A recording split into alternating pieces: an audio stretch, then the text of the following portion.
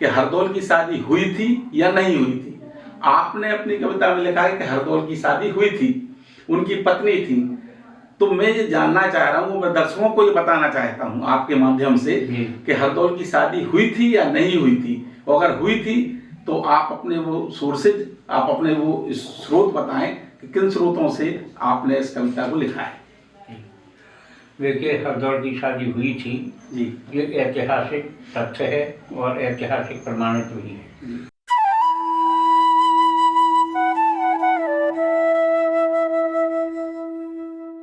जय राम राजा सरकार। मैं हूं ओम प्रकाश दुबे और आप देख रहे हैं बुंदेली रसधार। उजरत दिया सिराग और छिन में लगत महल में कारो, और विष खाके बलिदान हो गए वो वीर बुंदेला प्यारो। यह मार्मिक और भावपूर्ण पंक्तियां हमारे बुंदेलखंड के जाने माने लोक कवि श्री रतिभान तिवारी कंजिक जी की हैं। उनकी कविता दुलैया जी की पीर में उन्होंने हरदौल जी की पत्नी का जो विरह है, संताप है, और जो उनकी हरदौल जी की मृत्यु के बाद में वेदना है, उसको बहुत ही मार्मिक ढंग से वर्णित किया है। पर अब साहित्य और लोक संस्कृति के बीच हरदौल जी के विवाह को लेकर मतभेद है। एक तरफ जो लोक संस्कृति से जुड़े लोग हैं, चाहे वे लोकगीत के लोग हों या राय फाग वाले लोग हों या लोक नाटक करने वाले लोग हों, वे मानते हैं कि हरदौल का विवाह ही नहीं हुआ है। पर जो रतिभान कंजी जी की कविता है दुलैया जी की पीर, उसमें उन्होंने ये दिया है कि हरदौल जी की शादी हुई थी और जिस समय उनकी मृत्यु हुई उस समय उनकी पत्नी एरच में थी, और एरच में जो विरह, वेदना और संताप एक किसी पति के खो जाने के बाद पत्नी का होता है, उसे उन्होंने दुलैया जी की पीर में लिखा है। अब हरदौल जी की शादी हुई है या नहीं हुई है, हम आपको ले चलते हैं लोक कवि श्री रतिभान तिवारी जी के पास। वो आपको बताएंगे कि दुलैया जी की पीर में उन्होंने किन सूत्रों से, जो उनके स्रोत हैं, उन किन स्रोतों से उन्होंने इस कविता को लिखा है। आइए चलते हैं श्री रतिभान तिवारी कंज के पास। नमस्कार। नमस्कार। मैंने आपकी कविता पढ़ी दुलैया जी की पीर, बहुत ही मार्मिक और बहुत ही भावपूर्ण है, जिसमें बुंदेलखंड के जो शब्द हैं उन शब्दों से जो करुणा की वर्षा आपने की है। तो मैं ये कह सकता हूं कि जिस तरह से साकेत और यशोधरा में हिंदी के क्षेत्र में मैथिली शरण गुप्त जी ने जिस तरह से करुणा की वर्षा की है, आपने बुंदेली के शब्दों का जो चमत्कार अपनी इस कविता में किया है, उससे लगता है कि अगर मैं आपको बुंदेलखंड का मैथिली शरण गुप्त भी कहूं तो अतिशयोक्ति नहीं होगी। पर जो एक भ्रांति है या मतभेद भी कह सकते हैं हम कि हरदौल की शादी हुई थी या नहीं हुई थी। आपने अपनी कविता में लिखा है कि हरदौल की शादी हुई थी, उनकी पत्नी थी। तो मैं ये जानना चाह रहा हूँ, मैं दर्शकों को ये बताना चाहता हूँ आपके माध्यम से कि हरदौल की शादी हुई थी या नहीं हुई थी। अगर हुई थी तो आप अपने वो सोर्सेज, आप अपने वो स्रोत बताएं कि किन स्रोतों से आपने इस कविता को लिखा है। देखिए, हरदौल की शादी हुई थी जी, ये ऐतिहासिक तथ्य है और ऐतिहासिक प्रमाणित भी है। ओछा इतिहास जो ठाकुर लक्ष्मण सिंह जी गौड़ ने लिखा है, जी, उसके ओछा इतिहास के पृष्ठ 19 पर स्पष्ट रूप से इसका उल्लेख है। जी, और मैं व्यक्तिगत रूप से उनसे मिला था, लक्ष्मण सिंह जी गौड़ से। जी, जी, तो उन्होंने, माने ओछा राज का पूरा रिकॉर्ड उनके पास था, वो क्लर्क थे राम राजा मंदिर के। तो उन्होंने तमाम सनद, गजेटिया और तमाम आलेख वगैरह दिखवाए। तो उसमें ये था, उन्होंने हमें बताया कि ओछा के राजवंश में ये स्पष्ट उल्लेख है कि इनकी शादी हुई थी। हरदौल की शादी जो है दुर्गापुर के जागीरदार लाखन सिंह परमार की पुत्री हिमांचल कुंवर के साथ हुई थी, और ये शादी विक्रम संवत 1685 में हुई थी। जी, नहीं तो हम ये तिवारी जी ये पूछना चाहते हैं आपसे कि पुस्तकों में ये लिखा हुआ है, हम मानते हैं पुस्तकों में लिखा है, लेकिन जो ओरछा राज परिवार है वो इसको प्रमाणित करता है क्या कि हरदौल की शादी हुई थी? ओरछा राज परिवार के लोग अभी भी जीवित हैं, वो क्या इसको प्रमाणित करते हैं कि हरदौल की शादी हुई? जी, इसका एक महत्वपूर्ण प्रमाण तो है अष्टगढ़ी। जी, दूसरे जो ढोलबाई बिजना है, टोली फतेहपुर है, जी जी टीकमगढ़ जिले में जी मोंगना है, बिजलाऊं है, देवगढ़ा है, जी ये जितने भी बुंदेला ठाकुर हैं ये हरदौल के वंशज हैं। ठीक क्योंकि हरदौल की मृत्यु के बाद, जब हरदौल की मृत्यु हुई उस समय उनका बेटा जी 1 वर्ष का था, विजय सिंह था उसका नाम। जी जी तब विजय सिंह के बाद उनका भी बेटा हुआ, जी तो उससे राजवंश चला। जी और वर्तमान में जो बुंदेला हैं, जी इन माने गाँव के जो हमने बताया आपके इन जी। क्षेत्रों के, जी। वो हरदौल के ही वंशज हैं। जी वो अष्टगढ़ी इसका प्रत्यक्ष प्रमाण है, अखंड प्रमाण है। जी जी तो अष्टगढ़ी के जो जागीरदार जमींदार या राजा हैं तो वो बताते हैं कि हम हरदौल के हाँ, वंशज अष्टगढ़ी के जो जमींदार वगैरह हैं वो सब कहते हैं कि हम हरदौल के वंशज हैं। हैं। जी जी तो ये आपने जो बहुत ही भावपूर्ण कविता लिखी है दुलैया जी की पीर, तो इसी तरीके कर्णवाच रस में आपने और भी कोई रचना की है बुंदेली में, जैसे बुंदेली में हमने एक बैग ही बनगमन खंड काव्य लिखा है। जी जी सीता वनवास की घटना है उसमें। जी जी और मधुर साहित्य अकादमी संस्कृत परिषद ने उस पर हमें लोक भाषा का ईश्वरी पुरस्कार भी प्रदान किया है। जी जी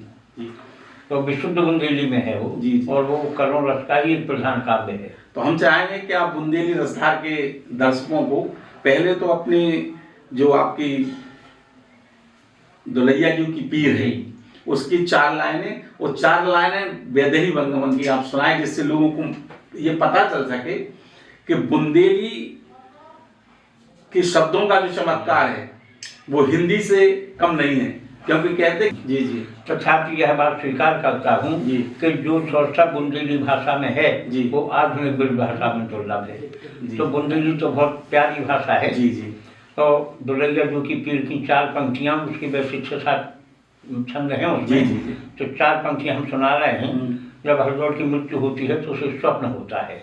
जी किनको दुलैया जी को, मतलब उनकी हरदौल की पत्नी को, हिमाचल कुंवर को। जी तो उते दुलैया जुए रक्ष में सोऊत में बरलानी, उते दुलैया जुए रक्ष में सोऊत में बरलानी, और नदी बेतबा के एंगर प्रियतम की देह सेलानी, पावन के बिछिया पूरन से निपक उठे अब ढारे, पावन के बिछिया पूरन से निपक उठे अब ढारे, और सुनी मांग भई सेंदो से धुबे नैन अजनारे, और चुड़ियाँ चटकन लगी हाथ की आंग भवो अंगारो, और विष खा के बलिदान हो गो वीर बुंदेला। बहुत सुंदर बहुत सुंदर। तो वैदेही वंगमन की भी आप 4 पंक्तियां हमारे दर्शकों को। देखिए वैदेही वंगमन तो पूरा मतलब उन पर सीता जी के वनवास पे आधारित घटना है, बुंदेली में ही है, बिल्कुल विशुद्ध बुंदेली में है। जी जी तो उसके प्रारंभ में पूर्वाभास है। जी कोई खंड काव्य महाकाव्य होता है तो एक माने किस तरह का ये काव्य है, जी, जी। एक संकेत मात्र होता है। जी जी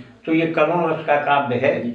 तो उसमें 4 पंक्तियां प्रारंभ में ही हमने लिखी हैं। जी जी नारी जीवन है धरती पे पीड़ा की परिभाषा, जी नारी जीवन है धरती पे पीड़ा की परिभाषा, और अछुआ जन्म संगाती के जब तक तन में श्वासा, छिन छिन पे संघर्ष रात दिन सेवा करे बेचारी, छिन छिन पे संघर्ष रात दिन सेवा करे बेचारी, और जियत जियत टकराए तो ऊपर दुख से नाते डाली।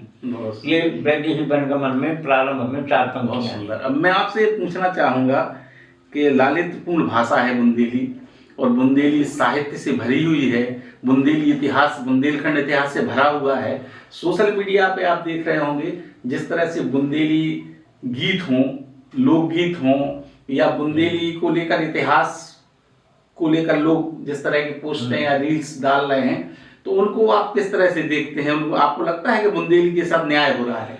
देखिए आजकल जो सोशल मीडिया पे आ रहे हैं, कभी कभी हम भी देखते हैं, सुनते हैं। जी जी तो वो तो बुंदेली के लिए ना के बराबर है, उसका कोई अस्तित्व नहीं। मैं तो ये समझता हूँ जी जी किन चैनलों के माध्यम से बुंदेली के नाम पर कूड़ा कचरा परोसा जा रहा है। जी जी वो बुंदेली के साथ न्याय तो बिल्कुल ही नहीं है। जी जी जी जो जिसे बुंदेली कहते हैं वो बुंदेली तो है ही नहीं। जी जी भाई बोलचाल की भाषा भी एक अलग होता है, जी, जी। और साहित्य की परिष्कृत भाषा एक अलग होती है। जी, जी, जी। जैसे अपन मानक बुंदेली कह सकते हैं, जी, जी। तो वो मानक बुंदेली थोड़ी है। जी, जी, जी। अंग्रेजी में से कहते हैं स्टैंडर्ड लैंग्वेज, जी जी तो वो मानक बुंदेली नहीं है। जी, वो जी। तो एक बोलचाल की अपनी एक भाषा है। जी जी जी तो ये बुंदेली का अर्थात न्याय नहीं बल्कि घोर अन्याय है। और न्याय। मैं एक दिन एक शब्द पढ़ रहा था बुंदेली का, लतरौंदा। हाँ। तो मैं आपसे जानना चाहूँ लतरौंदा का क्या अर्थ है? लतरौंदा का मतलब होता है आपके चरणों की धूल। वाह। लत माने लात माने होता है पैर जी। और लोंदा माने जो पैरों से लोंदा जाए। अच्छा अच्छा। मतलब दीनहीन हर तरह से जो व्यक्ति अपने आप को बिल्कुल ये समझता है कि हम कुछ भी नहीं है, उसे कहते हैं लतरोंदा। जी जी। और ये बहुत अच्छा शब्द है ये, जी जी। अहंकार रहित शब्द है ये लतरोंदा। अच्छा अच्छा। किसी के साथ सामने समर्पण कर देना, समर्पण कर देना कि हम तो आपके जैसे जी, आप मुझसे हाँ। बड़े हैं, हम आपके लतरोंदा हैं, उस तरह का सब है। जी जी। दूसरी चीज मैं ये जानना चाहता हूँ कि व्यंग जो है, व्यंग की जो विधा है वो हमने हिंदी में बहुत सुनी है जी, लेकिन हमने कभी भोजपुरी में नहीं सुना जी। व्यंग, हमने राजस्थानी में व्यंग नहीं सुना। तो क्या बुंदेली में भी व्यंग का कोई रचना आपने की है क्या? जी, बुंदेली में हमने मतलब कई व्यंग लिखी हैं। जी जी। तो अच्छा, भोजपुरी में व्यंग का अभाव है। जी जी। और भोजपुरी तो वो इस तरह से एक महुआ चैनल करता है जी भोजपुरी जी का, जी जी जी। तो उसको आप देखेंगे तो लगेगा कि जब ऐसे ही है। जी जी। हालांकि भोजपुरी संविधान की 8वीं सूची में है। जी जी। ने 8वीं सूची में आना या दर्जा मिल जाना, तो मैं आपको बताऊं कि ये वहां के जनप्रतिनिधियों की इच्छा शक्ति कितनी तगड़ी है, हाँ। उनका अपनी पावर कितनी तगड़ी है, उसमें डिपेंड है। बुंदेलखंड तो एक तो नेताओं की इच्छा शक्ति का अभाव है, चाहे प्रांत की बात हो चाहे भाषा की बात हो, बिल्कुल।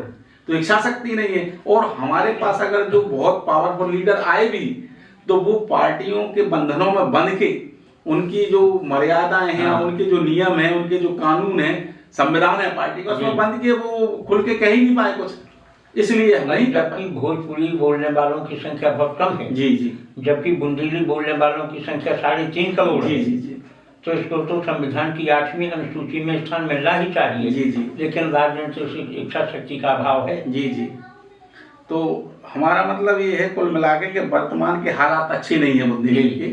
और दूसरी चीज, बुंदेली अकेली की बात ना करें, पूरे देश की या पूरे बुंदेलखंड की बात करें तो हालात तो सारे के सारे अच्छे नहीं हैं। अब जैसे एक मैंने आपका व्यंग सुना हुआ है, कहीं किसी ने मुझे सुनाया था, तो अंधियारी रात और घर को परसैया आपका व्यंग है बुंदेली में। तो उसमें जो चाहे माननीय नेताजी हों, चाहे लोक सेवक हों, या आप समझ लीजिए कि गांव के प्रधान जी हों, बहुत छोटी इकाई पे हम जाएं तो गांव के प्रधान जी भी हों, तो स्थिति ये है कि जिनको आपने माछी भगावे के लाने, आपने लिखा माछी भगावे जिनको बिठा रहो तो बे खावे चपट गए, तो कैसे? तो हम चाहते हैं हमारी जनता को वो आप अपना व्यंग जो आपने जो व्यवस्था है, देश की व्यवस्था है, बुंदेलखंड हो चाहे पूरा देश हो, उसमें जो व्यवस्था है, जनता के साथ जो अन्याय हो रहा है, उस पर जो आपने करारी चोट की है बुंदेली व्यंग के माध्यम से, हम चाहते हैं वो व्यंग आप हमारे दर्शकों को सुनाएं। देखिए, हमारे बुंदेली में व्यंग है, घर को परसैया और अंधियारी रात, मस्किंजा बड़ी को और कड़ी बड़ा भात। जी। इसके 1-2 छंद हम आपको सुनवाएंगे। हालांकि ये काफी लोकप्रिय कविता हुई हमारी, जी, जी। और लोकप्रिय व्यंग हुआ ये। जी जी। पैर गए उजला भी छेके खोटोर और चल गए चरौखा सब माथे के ढोर। पैर गए उजला भी छेकी खोटोर और चल गए चरौखा सब माथे के ढोर। 12 है माथे वो 13 अथाई और परमू ने पंचन को चोखी सुनाई।